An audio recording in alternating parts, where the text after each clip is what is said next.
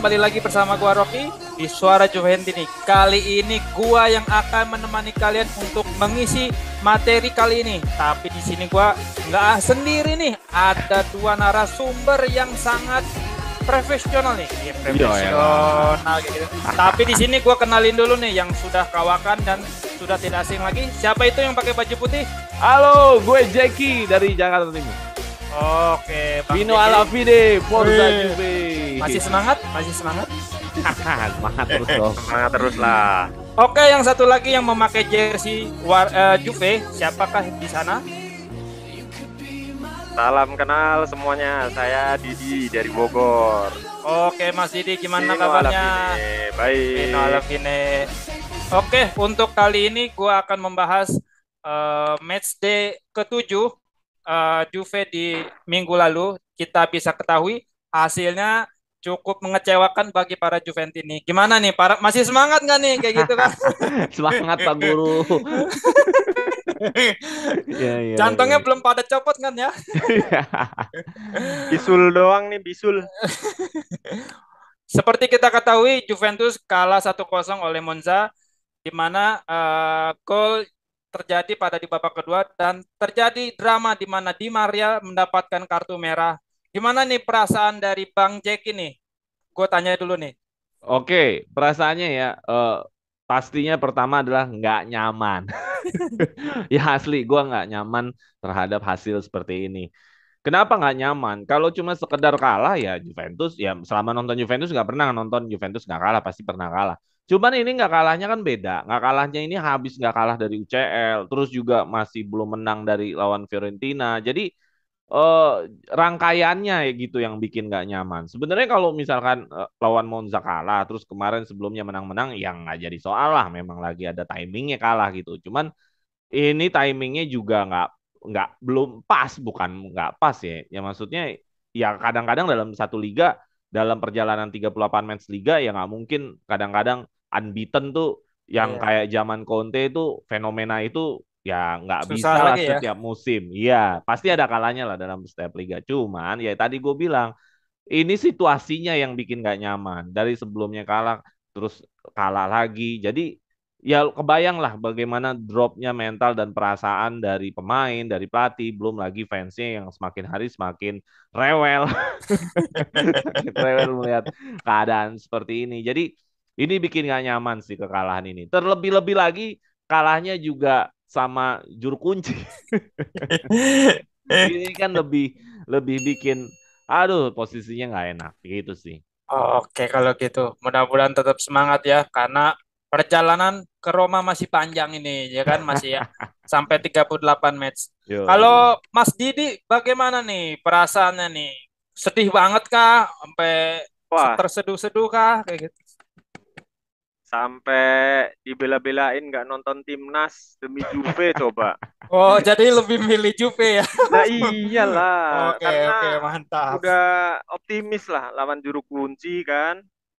Seampas-ampasnya lini tengah kirain bisa melawan. Ya memang sih babak pertama Juve cukup bagus, cuman kok di babak kedua malah diserang terus, makin gencar. Aduh, udah habis lah kata-kata buat Juve ini nggak tahu mau dibawa kemana sama Allegri.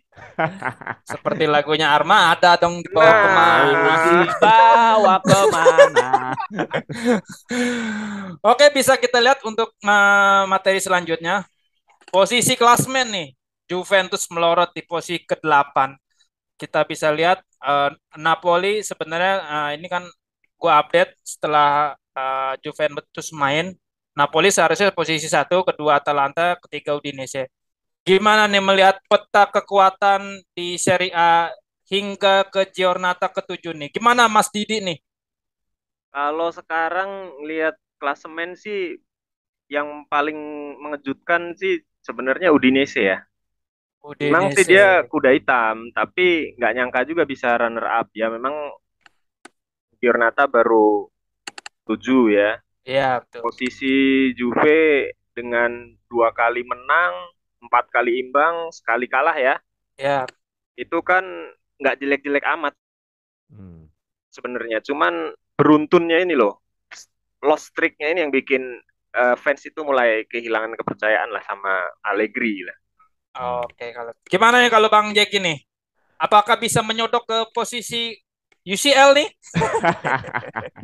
Ya sebenarnya ini masih Giornata 7, sedangkan dalam sebuah liga ada 38 match. Berarti ada 31 match lagi. Perjalanan masih panjang banget sebenarnya. Tapi kalau dilihat ya memang di awal-awal tuh nggak enak kalau posisi kayak gini. Cuman masih ada waktu untuk berubah.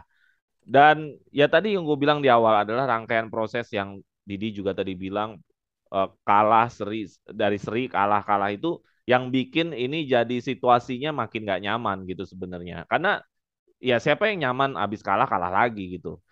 Kalau untuk peluang untuk Scudetto, hitung-hitungannya selalu kayak gini loh. Kan 38 match ya. Ya, Biasanya untuk Scudetto itu adalah 70 poin ke atas. Jarang Scudetto itu bisa di bawah 70 poin. Jarang.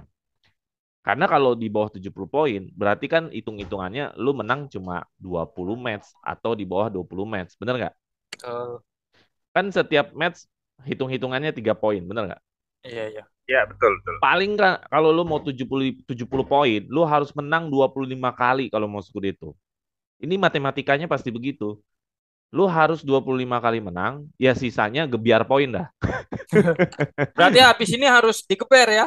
Iya, Menang terus sisanya ya. gebiar poin. Lu Oh. mau seri, lu mau kalah. Selama lu 25 kali menang di liga, lu bisa Scudetto. Nah, ini kan udah nabung 2 nih menangnya.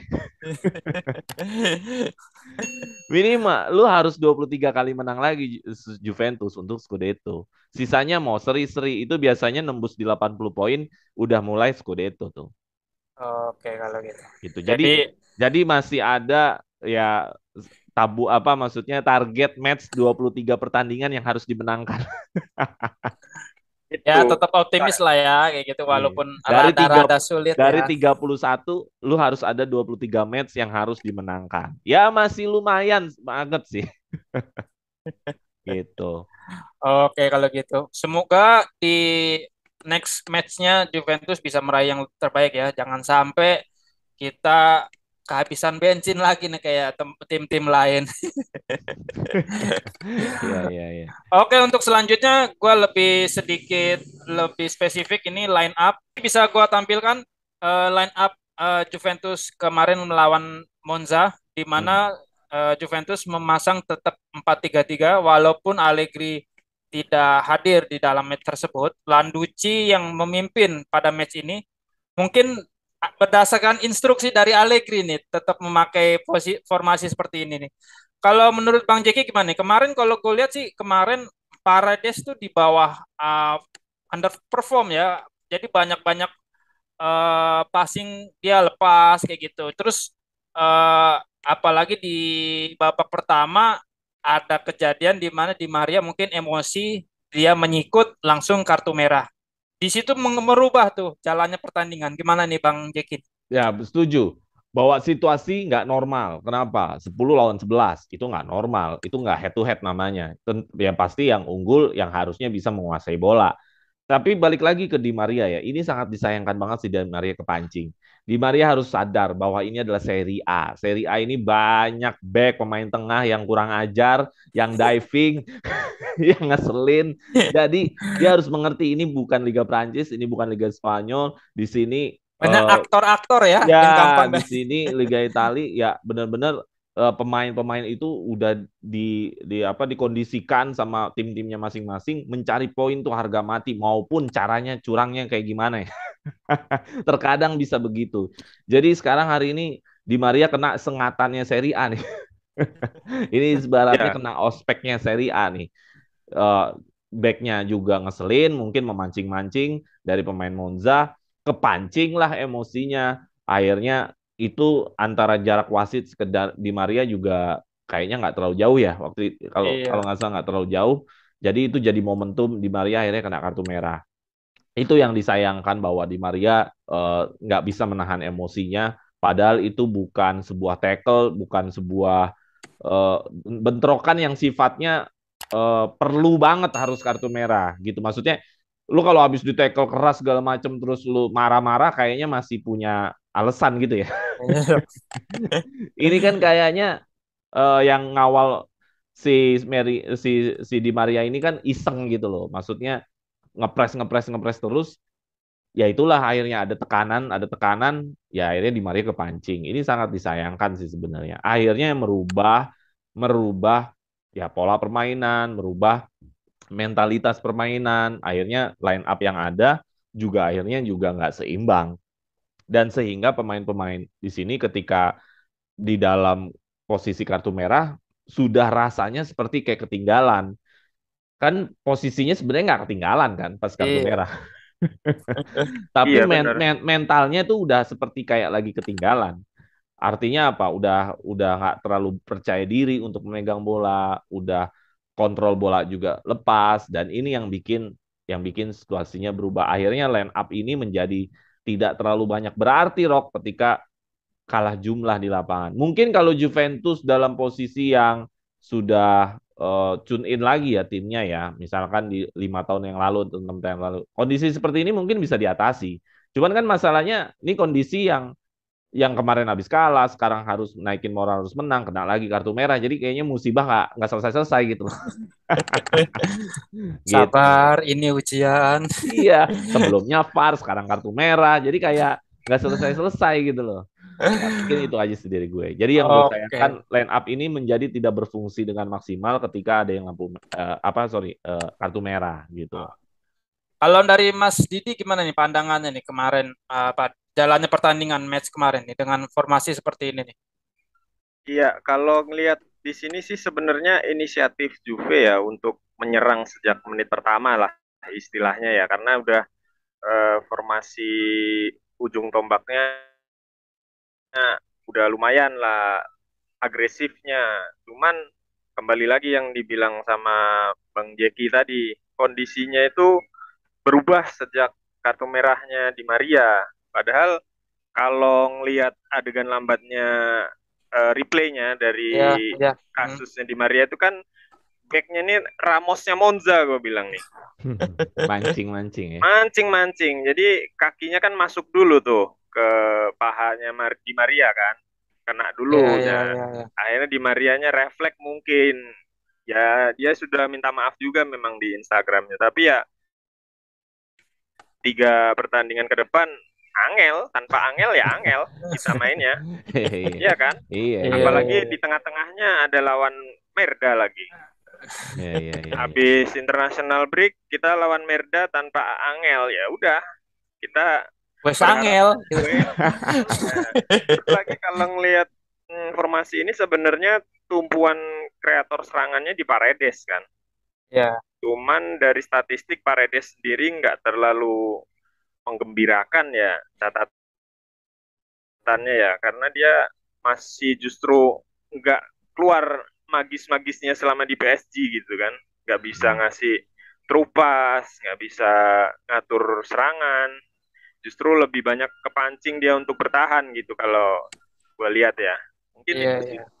Dan satu lagi nih catatan yang dari bangku cadangan nih, kayaknya walaupun Landucci cuman apa ibaratnya sementara doang kan menggantiin Allegri karena kena Red card. sanksi juga, tapi ini sayang sekali yang pemain-pemain mudanya nih kurang dikasih kesempatan, justru lagi-lagi Moisken gitu. Apa mungkin ya karena posisi ini gue nggak tahu nih, Samuel Iling sama Enzo ini posisinya apa nih kalau Ya, naturalnya? tengah Bukan, dia tengah kalau nggak salah. iya sih, karena kalau udah posisi ketinggalan, pokoknya kalau udah Di Maria waktu kena kartu merah itu semua Juventus ini pasti udah instingnya, wah ini tinggal nunggu kebobolan aja nih, karena kayak dibilang Bang Jaki tadi kan mentalnya udah kena gitu, kena mental gitu kan. Ya, Iya, Iya, ternyata iya. bener kalau udah kebobolan posisi tertinggal pasti kan pengen ngejar masukin pemain yang lebih menyerang gitu kan, Sole, Oke, Fagioli, Moiskin, cuman nggak berhasil juga, nggak tahu kenapa ini. oke kalau gitu. Mudah-mudahan di next lawan Bologna kita bisa lebih improve ya, kayak gitu ya. Iya Tapi benar benar benar. mungkin satu sedikit aja nih buat Bang Jack ini. Ini Vlahovic kenapa jadi paceklik gol ya? Gimana ya? Kenapa ya? Malah Arkadius Milik yang jadi lebih subur nih. Gimana nih Bang Jeki Ya, melihatnya nih? pertama memang karakter dari si Vlahovic ini adalah menunggu bola ya, menunggu bola nomor 9 murni, menunggu bola yang matang untuk bisa golin. Nah, banyak banyak situasi-situasi yang membuat bahwa Vlahovic ini akhirnya kurang supply passing misalkan seperti itu. Nah, sebenarnya kalau ngomongin supply passing kurang apa segala macam, ya kita nggak bisa berharap akhirnya harus ada nih yang mensuplai passing, harus ada nih yang kreativitas segala macam. Karena pada kenyataannya ya memang belum ada kan, Pogba juga belum sembuh. Gitu, Parades belum tune in. Nah, yang bisa Vlahovic lakukan adalah ya dia harus mampu menggali potensi yang lain. Misalkan ya dia harus bermain lebih turun, berani bawa bola atau hal-hal yang bisa meningkatkan kemampuan lainnya untuk mendekatkan menciptakan gol. Karena kalau dia bermain dengan karakter seperti ini, ya Juventusnya belum menemukan pola yang baik atau pemain tengahnya belum tune in untuk bisa mensuplai Vlahovic, ya ini akan kesulitan Vlahovic akhirnya menciptakan gol. Jadi maksud gua Vlahovic harus bisa menambah lagi porsi latihannya atau mungkin dia perlu lagi training coach pribadi untuk seorang striker karena itu hal yang lumrah seorang pemain itu bisa bisa cari coach pribadi ya. Kayak banyak kok yang melakukan itu. Dybala pernah pernah pakai coach pribadi. Jadi memang khusus buat ngelatih dia untuk hal-hal yang teknikalnya dia sendiri gitu loh. Gue kekurangannya di sini. Nah, itu bagus sebenarnya buat buat tambahan Vlahovic bisa capai lagi ke performanya pada saat di Fiorentina. Adapun mengenai ini apakah ada pengaruh nggak sih dari permainan atau enggak? Ya memang ada ngaruh. Allegri yang sekarang kan lebih pragmatis, sedangkan waktu di Italiano, waktu dilatih Italia Fiorentina, mereka lebih full attack. Jadi ada perubahan memang. Ya, jadi tapi kan kita nggak bisa menyalahkan keadaan terus kan. Nah kalau Iya. misalkan Vlahovic menyalahkan keadaan, akhirnya dia nggak gol-golin. Jadi dia harus lakukan sesuatu yang sifatnya mengakomodasi keadaan yang ada. Nah, keadaan yang ada misalkan pemain tengahnya hari ini belum belum terbentuk dengan baik, ya dia harus melakukan latihan-latihan khusus atau tambahan untuk bisa mendekatkan dia bisa mencetak gol. Gitu sih. Oke, kalau gitu. Oke, untuk selanjutnya dari pola penyerangan di sini bisa kita lihat Juventus itu hampir 51% tuh nyerang dari sebelah kiri. Berarti dari areanya Philip Kostic nih. Serta dibandingkan dengan Monza itu juga melalui kiri. Gimana nih Bang Didi nih melihat nih? Tapi sepertinya Kostic masih masih belum bisa menemukan ritmenya ketika di Frankfurt nih. Gimana Bang Didi? Ya, benar-benar. Jadi Kostik ini kan diharapin Juve ngasih lebih banyak opsi umpan silang ya. Ya. Karena dari statistik yang pernah tayang juga di Suara Juventus ini kan Bang Jeki udah sering bilang kalau Kostik itu rajin crossing gitu ya.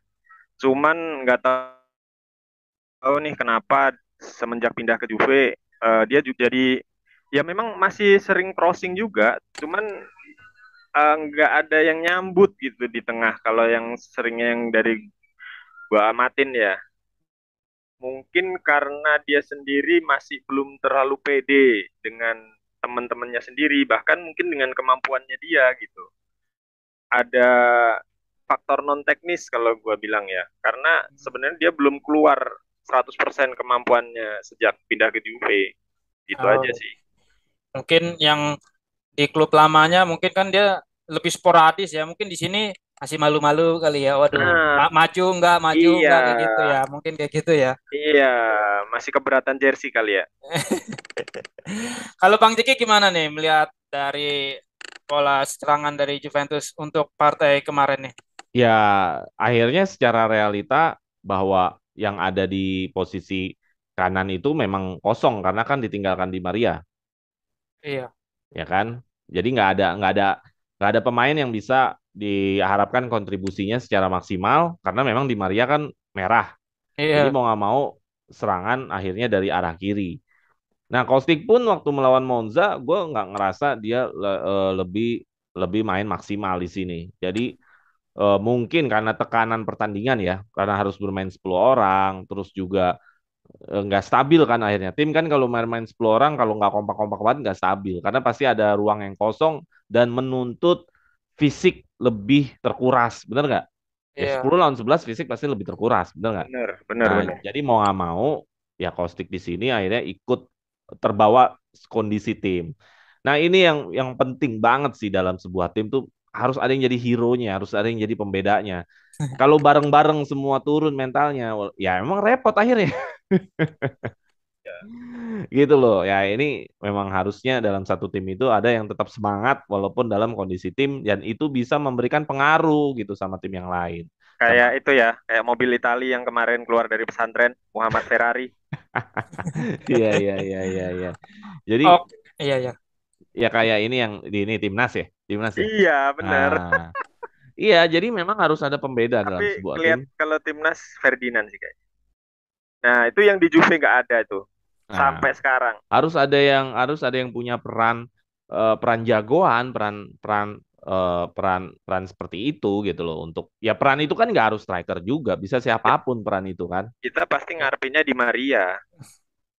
Ya di aduh sayang banget sih di Maria. Iya, Gue pas pelanggaran nggak penting itu. gue pas ngelihat merah ya gimana ya ya emang di Maria kepancing dia mungkin harus sadar ini Serie A.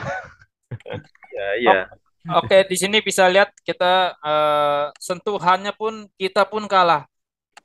Monza melakukan 720 sentuhan. Kalau kita bisa lihat heat map-nya itu hampir menguasai hampir seluruh lapangan itu. Dibandingkan Juventus yang hanya 524 sentuhan. Bisa kita lihat di sini betapa kalahnya dalam penguasaan bola pun, terus dari titik-titik poin penyerangan pun lebih sedikit dibandingkan Monza yang terus menyerang ke gawang Perin nih. Tapi gue memberikan kredit plus kepada Perin yang dimana setiap matchnya memiliki performance yang makin meningkat nih. Gimana Bang Didi ini melihat dari statistik yang tadi gue informasikan? Nah, ya bagus banget emang Perin kalau kita lihat beberapa pertandingan terakhir jadi starter. Kalau bukan Perin, nggak tahu lagi berapa skornya bisa kebobol Juve. Nah, cuman balik lagi ke mental ya. Keberanian untuk ngasih umpan, keberanian untuk berlari cari ruang, membuka ruang itu sebenarnya udah apa sih skill dasar lah kalau bermain bola ya. Akibatnya karena udah kena mental tadi dari statistik umpan, jangankan asis ya, untuk jumlah umpan aja kalau udah satu tim kalah, belum sampai selesai pertandingan pun kita bisa ngelihat nggak nggak ada harapan lah untuk sekedar mencuri poin gitu. Walaupun jomplang posisi klasemennya ya. Kita bertandang ini sekarang kondisinya untuk sekedar mencuri poin aja sulit gitu. Nah, Hmm. itu lagi balik lagi karena sudah terbebani oleh mental, karena apes lagi. Gue bilang sih apes sih di Maria kemarin itu. Ya akhirnya nggak bisa keluar dari tekanan Iya, gitu iya, iya. aja. Berarti mungkin lagi dapat sial kali Juventus ya, udah kalah Iya ini. beruntun ya kan, terus kalahnya sama Monza lagi tim juru kunci, dia juga dapat poin Makanya. 3 poin lagi kan dari Juve kayak gitu. Waduh, mungkin harus Aduh. dimandiin kembang nih Juve nih. Iya. Oke, untuk selanjutnya statistik ball positionnya hampir 60-40 nih, sangat hampir jauh nih dibandingkan lawan terakhir apa tuh kita kemarin match terakhir Benfica. lah lawan Benfica. Tapi Benfica. di sini lebih lebih persentasenya lebih jauh dibandingkan penguasaan bola melawan Benfica. Gimana nih Bang Jack ini menurut pengamatannya melihat dari statistik ini nih? Naturalnya dengan 10 lawan 11 pasti Monza akan lebih menguasai itu udah natural ya. Bahwa ya Ya, lu unggul betul. jumlah, lu pasti akan menguasai pertandingan. Cuman masalahnya kalau Juventus lagi on perform, sebertahan-tahannya pasti akan ada punya counter attack untuk bisa mencari poin juga. Ini kan masalahnya nggak begitu juga. Emang benar-benar hanya hanya berlindung dalam serangan Monza Ya, ya, ya. gitu loh. Ya, jadi itu yang terjadi. Belum lagi ngomongin di situ ada statistik yang mengatakan akurasi passing. Akurasi passing nggak menggambarkan Juventus. Akurasi passing di bawah 80%, 70%. Berarti kan passing lu ada yang banyak yang salah. Kacrut. Akurasi akurasi Kesalahan passing banyak salah. kesalahan elementer ya dalam Ya, bermain sepak bola. itu salah satu tanda-tanda bahwa ada masalah mental adalah apa? Gugup dalam pertandingan. Mental, gugup dalam pertandingan, skill-skill dasar terpengaruh. Kayak passing, kontrol, terus juga posisi. Di situ juga ada statistik lost possession kan? Ya, betul. Berarti keluar dari posisi. Nah, itu akhirnya jadi bermasalah semua karena mental ngelihat temennya kartu merah, aduh, gugup. Akhirnya itulah yang terjadi datanya. Cuman gua rasa ini masih punya solusi pada saat pertandingan ini berjalan. Gue nggak tahu water break itu masih ada nggak sih dalam dalam seri A nih? Sebenarnya ada itu melihat situasional kondisi cuaca di luar ya. Karena Ya, biasanya kalau misalkan masih summer tuh biasanya ada water break di menit 30 berarti kalau nggak kalau salah. lawan pertandingan Monza gini boleh dong kita water break. Harusnya sih ada ya, tapi tergantung dari panpelnya sendiri ya. Nggak maksudnya dari pelatih kan request kali ya. Ya bisa. Nah, harusnya Ya, Landucci ketika ngelihat situasinya ini nggak kondusif, dia water break aja. Water break itu biasanya ngaruh loh. Ingat Ya. nggak ya waktu game lawan apa ya? Lawan Sassuolo apa lawan apa ya? Allegri melakukan water break, abis water break mainnya langsung beda. Emang harus water break dulu ketika dalam situasi yang ini kayaknya kayak udah mulai basket, kayak udah basket mulai ya. iya udah Apa mulai agak time out, error-error time nih. out. Lu harus water break dulu karena udah nggak bisa arahan dari lapangan, pinggir lapangan, udah ngeblank semua ini posisinya. Jadi lu harus lakukan water break, reformasi ulang lagi, ya kan, motivasi ulang lagi, reformasi terhadap permainannya lagi, polanya terhadap siapa yang harus substitution. Nah, itu mungkin gua rasa itu bisa menjawab pada saat ditekan Monza. Cuman masalahnya Landucci nggak water break apa gua nggak ngerti apa regulasinya gimana. Gua rasa kalau dalam tekanan gini Juventus harus water break sih. Oh gitu, baik. Kalau Mas Didi gimana nih pandangannya? Apakah berbeda dengan Bang Jiki? Apa melihat dari statistik ini sepertinya gimana nih? Kalau saya sih mencoba mencari sisi positif juga sih ya, nggak melulu meratapi nasib ya. Walaupun apes juga, tapi kalau ngelihat dari statistik crossing sebenarnya, umpan crossing kita itu di atas Monza loh. Monza itu cuma 2,9%, Juve itu nggak kelihatan menonjol tapi 4,1%. Artinya secara crossing itu unggul, cuman kembali lagi di tengah ataupun ujung depan nggak ada yang menyambut crossingnya, baik itu Kostik atau mungkin dipaksain sama menit-menit akhir kan sempat Sole, Fagioli, tapi lagi-lagi nggak terlalu akurat kalau gue lihat. Jadi jumlah 4,1% itu dari sisi crossing pass-nya aja, tapi akurasinya kembali lagi yang dibilang Bang Jaki tadi, akurasi kita untuk passing yang umpan pendek aja di bawah 80%, apa yang mau diharapin kan? Tapi ya itu lagi lah sisi positifnya, kita ngelihat Juve sebenarnya di lini depan masih ada usaha untuk lebih baik ke depannya. Gitu aja sih. Oke, baik kalau gitu. Oke, untuk selanjutnya kita bisa lihat materinya. Apa yang salah dari Juventus? Aduh, sering kalah dan kalah. Siapa yang salah nih? Allegri apa BOD nih dari tim manajemen Juventus? Gimana nih Bang Jack ini melihat situasi sekarang nih? Dan di sosial media pun udah tagarnya Allegri out itu udah hampir bertengger kali top trending Twitter di Italia maupun di Indonesia. Gimana nih Bang Jack ini? Iya, responnya macam-macam ya.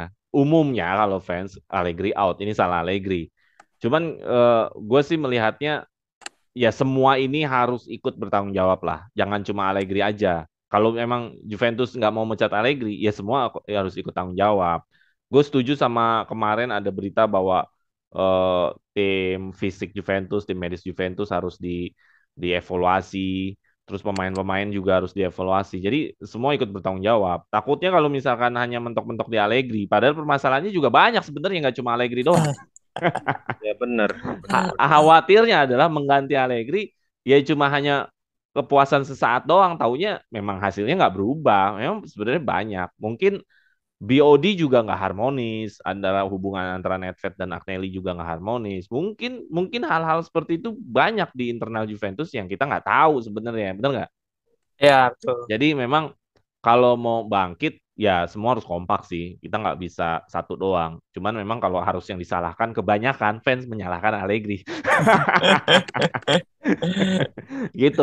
Jadi kalau ngomongin bangkitnya ya ini harus pekerjaan bersama ya. Nggak bisa hanya dibilang Allegri tok gitu. Tapi kalau opini publik ya udah kena panah gitu. Sasaran tembak udah jelas Allegri kalau Terus sasaran gitu tembak. ya. Iya, jadi seperti itu. Jadi kalau ngomongin apa yang terjadi, ya memang seperti rasanya nggak siap gitu, nggak siap dalam menghadapi masalah-masalah yang datang, seperti yang cedera. Ini kayak nggak siap nih, gimana kalau ini cedera, penggantinya gimana gitu. Jadi ketidaksiapan ini bergulir, akhirnya seperti ini. Karena kan yang bikin masalah awal kan Allegri kan selalu memberikan alasannya ya karena pemain utama kita cedera. Begitu mulu kan alasannya kan. Nah, Oke. berarti kan sebenarnya masalahnya ada cedera. Harusnya kesiapannya gimana dong biar pemain yang ada jangan cedera lagi kan Plan gitu. B kayak gitu ya. Ya akhirnya ini bertubi-tubi pengen bangkit tapi udah keburu situasinya kalah, situasinya seri. Jadi ya ini kayak keseret-seret nih gitu loh. Dan ini yang gua Benar-benar. khawatirin keseret-seretnya ini lebih lama karena kalau lama ngebangkitinnya jadi susah. Nah, jadi nanti pas kita tanding lagi kita langsung setelah break ini langsung lawan Milan ya kalau nggak salah ya. Enggak, lawan Bologna dulu. Lawan Bologna Bolonya, dulu ya. Bolonya dulu ya. Jadi sekarang menang itu buat Bolonya Milan Torino. oke. Jadi menurut gue menang itu sekarang bukan buat 3 poin tapi buat menaikkan moral tim. Oh gitu. Iya, Ya, ya, ya. karena kalau kalau hanya sekedar 3 poin nggak ada esensinya akhirnya. Iya, iya. Jadi menang saat ini adalah untuk menaikkan moral tim supaya eh, kita on the track lagi. Karena kalau misalkan kita masih belum menang juga, ini keseretnya makin lebih panjang Oh gitu, baik. gitu. Jadi Kalau lu sebagai Juventini nih, lu berada di dalam BOD nih, short term-nya atau jangka pendeknya untuk ke depan untuk memperbaiki ini, apa Bang Jeki kalau dalam hati lu tuh, lu pengen ngapain tuh kayak gitu kan? ya gue pasti akan biodinya kalau gue di posisi yang bisa memegang sebuah kebijakan ya. Artinya gue tidak perlu lagi izin ke siapapun. Gue pasti akan memutuskan tim fisik sama tim medisnya ini harus diganti atau dievaluasi. Ini Oh, udah jelas berarti ya. tim Ini fisiknya dulu lah ya udah kalau ya. bermusim-musim. Nah, Iya, iya. gue tetap akan mendengarkan suara yang mau Allegri out dengan mengevaluasi keuangan yang ada kan gitu. Hmm. Ya kan seperti itu. Nah, kedua, gue punya pemikiran yang bahwa memang perlu lagi menarik satu legend atau satu yang seseorang yang bisa dianggap karismatik yang bisa hadir di tengah tim. Misalkan Del Piero atau siapalah Trezeguet atau siapalah. Mungkin posisinya bukan pelatih, bisa jadi manajer tim segala macam yang ikut sama-sama Oh, membangun mental tim yang ada gitu loh. mungkin Karena kayak Maldini ya di Milan ya. ya, pemain yang karismatik. Ya Nedved udah karismatik, cuman kan Nedved ini udah hitungannya orang lama ya. Karena biasanya kadang-kadang kalau kita datang bos baru, kayak ada penyegaran baru gitu loh. Apalagi Iya, iya. yang datang itu eh, apa seseorang yang sangat karismatik yang ada di tubuh Juventus, misalkan kayak Del Piero. Itu juga bagus untuk dicoba kalau misalkan gue jadi orang yang punya kebijakan di Juventus. Oke, kalau Selain gitu. mengevaluasi Allegri gitu loh. Oke, siap. Berarti kalau dari Bang Jeki nih, pertama bisa mengganti tim fisiknya ya. Iya, Iya, iya. karena kan Terus, karena kan memang Allegri selalu memberikan alasannya kenapa kita begini karena kita nggak ideal terus timnya kan gitu. iya, iya, iya. Oke, kalau dari Mas Didi nih, bagaimana nih? Apa yang salah nih dari Juventus nih? Terus siapa yang salah? Apakah Allegri-nya, apa BOD-nya? Seperti tadi pertanyaan ke Bang Jeki nih. Gimana nih Mas Didi? Nah, kalau di sini intinya sih kalau saya agak berseberangan nih sama Bang Jeki nih. Hmm. Soalnya kalau ngelihat sejarahnya ya, apapun keputusan memilih manajer itu kan di tangan BOD ya. Hmm. Ya. Dan saya sepakat nih sama komennya legendnya Juve, Marco Tardelli. Dia bilang memecat Allegri itu berisiko. Artinya kita tahu semua kan kontrak dia mahal, masih panjang. Hmm. Dan itu dia punya perjanjian juga untuk development lah istilahnya gitu kan. Hmm. Hmm. Sementara kalau mau nekat itu pun seharusnya sama seperti keputusan Juve dulu memecat Pirlo, itu harus yang di jajaran BOD juga harus mundur kalau menurut saya sih. Artinya Hmm. ketika Juve berani untuk memutuskan memecat Allegri, artinya Agnelli juga harus mundur gitu. Wah, Hmm. jadi Opa Akne ini harus mundur nih ya kalau udah diikut ya Yes, Big gitu. Boss. big boss karena dia yang ngambil keputusan, Oh, bukan Elkan ya. ya ya. Ya kayak dulu kan Paratici juga akhirnya kan mundur juga, kalah dia. Ya ya ya. Tadi sama dengan Bang Jeki ini, jika berada di posisi POD nih, lah Ya, jangka pendek ke depan untuk memperbaiki Juventus, langkah apa yang Mas Didi lakukan nih? nah wajib membangun mental sih, bangkitin lagi grintanya, lo spiritonya, apapun itu caranya, pastinya untuk jangka pendek nggak bisa dilihat dari satu dua pertandingan ya, tapi harus ada langkah konkret. Ya memang salah satunya seperti yang dibilang Bang Jeki tadi, harus memanggil nih legend klub yang masih didengar suaranya oleh pemain-pemain yang Oh, sekarang gitu kan. oh jangan-jangan mau manggil Bettner juga dipanggil ya Bettner. Lord itu Lord. Cukup Lord Padoin aja Oh lah. iya, iya, iya. Lord Padoin kan udah berusaha kontribusi dia sekarang, cuman nggak kelihatan ngapain dia sekarang. Hmm. Jadi seperti itu Sayang, ya, Bang. sayangnya iya kita butuh yang bisa pembeda di lapangan susah, tapi harus optimis sih dengan itu tadi dari luar lapangan harus kita kasih support terus dan memang harus mau nggak mau ada sosok baru yang membangkitkan mental itu karena orang-orang yang sekarang di dalam itu juga ya kalau pendapat pribadi saya sih nggak ada yang bisa jadi solusi untuk sekarang orang di dalam ya. Oh gitu ya, baik. Ada Siap. beberapa cuitan dari netizen. Ayo Zidane, Zidane, ayo Zidane, balik lagi. Gimana nih Bang Jack ini? Emang Zidane sudah cocokkah melatih Juventus karena dia membawa Madrid 3 kali UCL? Gimana nih Bang Jack ini? Ya kalau cuma sekedar impian, ya nggak ada Iya. masalah. Kan impian-impian aja kan. Iya. Ya itu mah hal-hal yang lumrah aja. Pasti kan netizen pengennya yang the best lah yang datang ke Juventus. Hal yang wajar lah. Mana ada impian tuh yang rendah-rendah lah. Oh iya. Baik, baik, baik. Iya mana lu impian pasti kan pengen punyanya mobil Ferrari, pengen ya impian hal yang wajar dong, lumrah aja orang mau punya impian. Cuman sejauh mana impian itu menjadi realita kan? Idannya mau kagak? Iya kan gitu. Tinggal Iya. sejauh mana impian menjadi realita. Jangan-jangan kan kayak orang mimpi di gimana mimpi di siang bolong gitu ya Iya. Yeah, biasanya. yeah, Kan gitu yeah. aja gitu loh. Jadi gue nggak mempermasalahkan lah netizen Juventus ini punya impian Tuchel kayak atau Zidane kayak itu impian lah. Ya semua orang punya impian yang bagus-bagus lah terhadap kesukaannya. Itu normal-normal aja. Masa impian lu pelatih Serie B kan nggak mungkin. Kan nggak mungkin Kalau gitu dong. De Zerbi itu kemarin nggak masuk sebenarnya.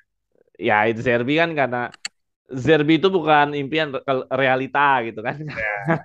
Karena kalau misalkan Ari dipecat mau nggak mau kan nyari yang gaji murah kan gitu. Nah itu lagi low Gitu. cost. Iya, jadi Oke. buat gua mau siapapun namanya itu hal yang impian lah. Itu nggak ada masalah sih. Cuman kan tinggal dari mana impian tadi apa menjadi realita atau enggak gitu. Siap, siap. Oke, untuk selanjutnya bisa kita lihat di sini beberapa statement dari manajemen Juventus.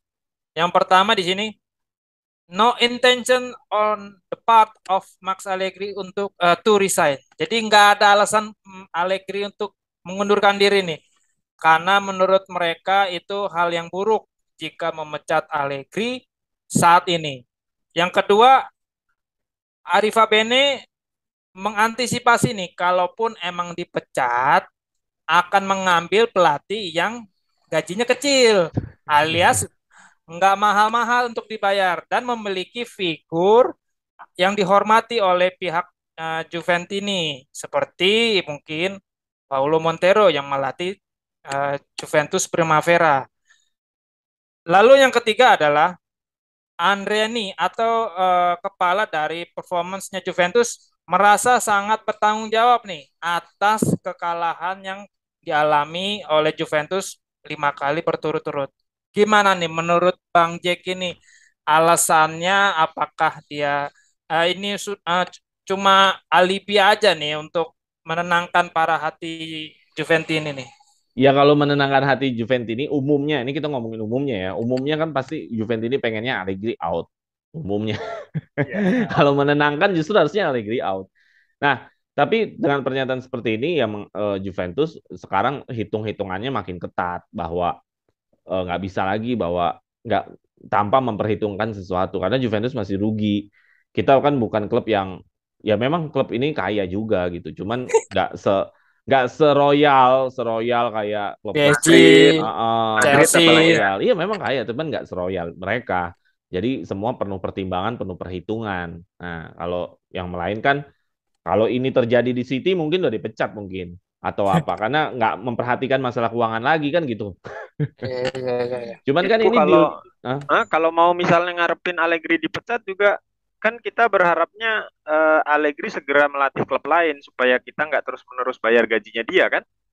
Eh, bisa jadi, gua nggak tahu Dengan juga kontraknya dengan seperti kondisi apa. yang kinerja dia yang jelek gini, mana ada klub yang berani ngambil dia kan? Akhirnya tetap aja ya kalau sekarang kan kayak Maurizio Sarri kita udah nggak nanggung lagi karena dia udah ngelatih klub kan.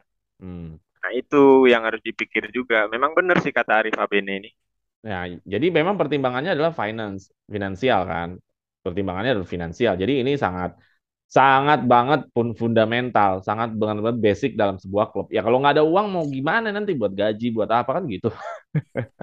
Jadi ini sangat basic lah. Keputusannya dasarnya udah sangat basic, udah urusan dapur.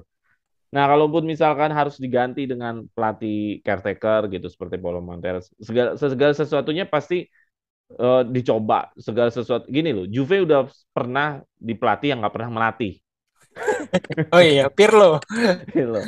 Juve udah pernah sampai di titik itu. Berarti artinya spekulasi-spekulasi Montero mau ngelatih segala macam itu buat Juventus bukan hal yang baru juga.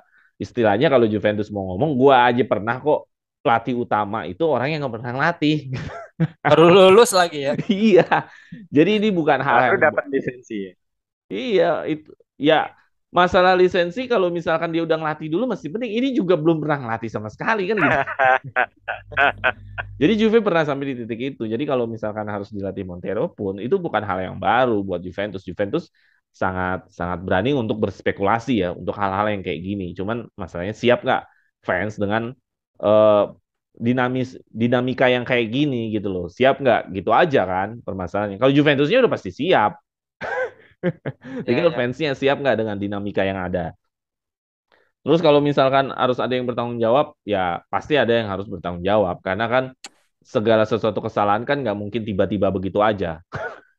Ya. Tetap, tetap ada yang merencanakan, tetap ada yang mengeksekusi, tetap ada yang bertanggung jawab. Kalau di sini adalah salah satu nama bagian analisnya apa segala macam, berarti kan ada salah hitung-hitungan atau salah apa. Nah ini pertanggungjawabannya seperti apa ya? Nanti kita bisa lihat gitu loh. Jadi ya gue paham betul lah kalau misalkan Juventus kalau memang Allegri dikasih batas bahwa ya udah nih harus berpisah, terus akhirnya nyari pelatih yang biaya hemat, ya mau diapain lagi kan gitu. Ya.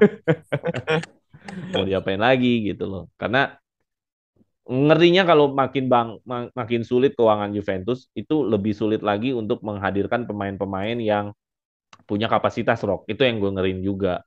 Kalau kita nggak hitung-hitungan ketat.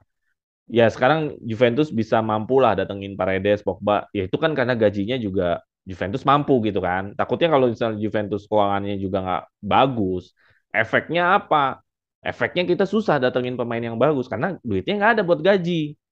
Iya, iya. Jadi kalau misalkan ada fans yang bilang itu urusan manajemen, ya betul itu urusan manajemen. Tapi itu menjadi urusannya fans juga ketika lu merekrut pemain yang bukan bintang. Kenapa bukan main bintang ditanya? Kok nggak ngerekrut pemain bintang lagi sih Juve misalnya tanya fans? Ya Juve akan jawab ya karena duitnya nggak ada. Misalkan Iya. karena ada permasalahan keuangan yang sebelum-sebelumnya. Misalkan Oh, gitu iya. loh. Tapi kalau keuangannya masih bisa dikontrol, walaupun ada hutang, ada rugi masih bisa dikontrol. Setidaknya setiap musim Juve masih bisa merekrut pemain-pemain yang berkualitas, gitu loh. Oke. Dari Mas Didi nih bagaimana tanggapannya nih? Apakah ini hanya naskah sementara aja dari tim manajemen? Bagaimana Mas Didi? Nyambung tadi masalah keuangan ya, memang fundamental sih. Terutama setelah banyak jor-joran. Memang nyari pemain Juve belakangan ini kan free transfer ya, tapi gajinya juga nggak kecil. Nah, ada pengeluaran pasti harus ada pendapatan yang masuk juga. Nah, kemarin-kemarin beberapa hari yang lalu kan sempat ada isu ya, Chief Revenue Officer-nya Juventus, Giorgio Ricci kan di akun LinkedIn-nya dia bilang bakal mundur akhir bulan ini. Akhirnya, artinya awal bulan depan dia udah nggak di posisi dia. Tentu fans juga melihat ini tanda tanya ada apa gitu. Walaupun sebenarnya di LinkedIn-nya dia Giorgio Ricci bilangnya mau bikin firma pribadi sendiri gitu. Tapi pasti ini ada imbas juga dari performa Juve yang lagi turun kan. Dia juga bisa jadi terbebani dengan kondisi itu karena dia udah berusaha mencoba maksimal untuk jadi Chief Revenue Officer Juve, tapi hasil di lapangan justru berkata sebaliknya. Itu mungkin kalau terkait komentar dari orang internal Juve ya, manajemen ini konteksnya. Itu aja sih, Bang Rocky. Oke, kalau gitu. Kalau gua sih pendapat pribadi, jangan jadi sebuah tim itu sering gonta-ganti pelatih deh kayak gitu. Karena biasanya kalau yang tim gonta-ganti pelatih itu kayak menuju mediocre gitu. Cuman Chelsea doang kayaknya pengecualian ya. Iya kan, karena ada duitnya. Justru dia dapat gelar dari caretaker coba. Iya, Roberto Di Matteo ya, kalau nggak salah Iya, ya. banyak. Avram Grant, terus Conte, terus Tuchel. Tuchel kan statusnya Conte caretaker kayaknya awal. Conte bukan caretaker kali. Bukan ya? Bukan. Nah, Dia artinya emang dari awal musim udah di set jadi pelatih utama. itu 1 banding 1.000 lah. Kalau udah mayoritas klub yang gonta-ganti pelatih ya memediokarkan diri memang. Iya, kalau gue menurut gue gitu. Ya kita berharap lah mudah-mudahan ada jalan keluarnya dari masalah Juve ini. Karena kan masih banyak pertandingan yang belum kita hadapi. Belum ada lagi Maccabi Haifa, terus Bologna, terus Milan, terus Torino. Ya mungkin di sini lagi diuji. Mungkin setelah jeda dari internasional, tim manajemen bisa menemukan solusinya. Ya Oke. kita berharap nggak ada yang cedera lah ya, international break ya. Iya, oh iya, itu penyakit juga itu biasanya. Ya ini kembali lagi dievaluasi nih medis sama fisioterapis Juve. Oke lah kalau begitu mungkin materi untuk suara Juventus, suara Juventini. Juventini, mungkin gue ucapin banyak-banyak terima kasih bagi para suara Juventini yang telah mensubscribe channel kami untuk terus berkembang. Mudah-mudahan kami bisa menginformasikan channel-channel yang lebih bermanfaat untuk para Juventini. Terima kasih, mudah-mudahan sehat selalu. Jangan lupa Jangan lupa subscribe, di komen, dan di share. Like and Like. share. Oh ya, like. Oke, sampai jumpa. Forza Juve. Vino alla fine. Fino Forza alla Forza fine, Juve. Forza Juve. Juve. Forza Juve. Yoi.